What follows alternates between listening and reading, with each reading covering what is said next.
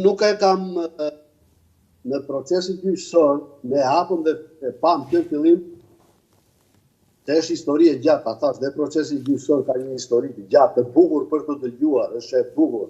Të dëgjosh mjeshtërinë e italianëve kur si falsifikojnë procesin, si tentojnë që në fillim, si ke marrin guximin, kjo është e bukur.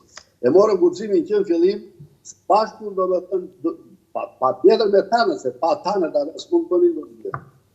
Dhe në vitin 2000, avokati im, Giuseppe Baffa, një arbëresh, që ju mbase e dini historinë e ti mirë, është mirë të shkruani për të një zoti, një buri i rrallë, e ti avokat të punoj për ne. Tjere pishin kundra ne, shqiptar, italian, qa ishin të gjithë.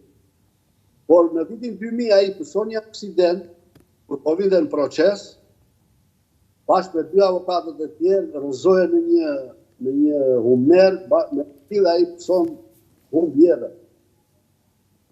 Në këtë moment... E çuditshme në fakt, ata që rastësit tragjike e fatit, avokatët humbën jetën, Leo Grande i vetmi që shkruajti vdiq i ri, vdiq shumë i ri, kam vdekur të gjithë njerëzit që u interesuan të shkojë deri në fund Otrantos. Unë kisha udhëtuar disa herë me avokatin tim. Unë jam i atij profesioni dhe avokati im trajte shumë mirë dhe kishte një makinë super. Një Foristrad që trajte shumë mirë dhe unë ka thënë disa herë ti bëja shaka me të i thoshja ti je më i mirë nga unë që kam të jetë dhe ai keshte. Dhe unë e dua shumë për kam qenë të udhtoj tërë ditën. Dhe u fula ditë, ai sa i kishte bler atë Foristradën, ne kur marrim vesh po këtë proces që vinte nga Kozenca, se ai ishte nga Kozenca me Brindisi, marrim vesh që ndodhi ky aksidenti, rrezohet në humner dhe humbi jetën, bashkë me avokatë tjerë, shoqërues të tjerë.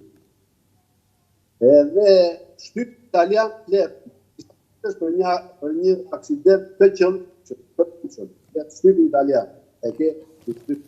Tash jo s'po të them do i të tjetër.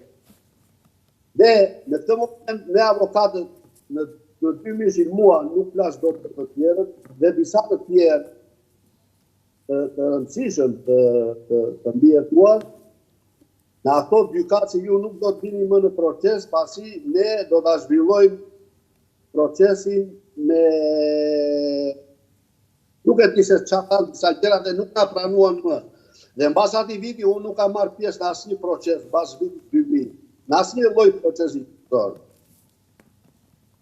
Plus, procesin e fundit që është mbajtur në gjykatën e kasacionit, 9 maj 2014, nuk kam qenë prezant, nuk më kanë thirrur, nuk më kanë pranuar, por e kam bërë pothuajse në mënyrë të fshehtë, ku bën kurtimisht falsifikuan procesin gjyqësor. Mbasi, unë e them atë keq as fjalën hoqët dorë, mbasi mendua që tani s'ka më, nuk kishte më shans. Nuk kishte çfarë prisje më, vendosët të iknit në Amerikë, kështu ishte momenti që tham tani ta provojmë fatin diku tjetër? Shiko si është puna. Shteti italian mbas kësaj mua më detyrohej sepse shumë njerëz pësuan defekte të rënda, si të thuat, ishin pakutishë për punë. Ishin humbje jete, nga kjo tragjedi, pasi është gjerë, po është pabetueshme, kam thuar humbje jete. Dhe një pjesë tjetër, unë për shumë mendova, si do t'ja dalë, duhet punoj, duhet punoj. Dhe mendova të punoj, të vazhdoj jetën, se s'ke qa bënë. Dhe kështu vazhdova, fakti më solli në Amerikë,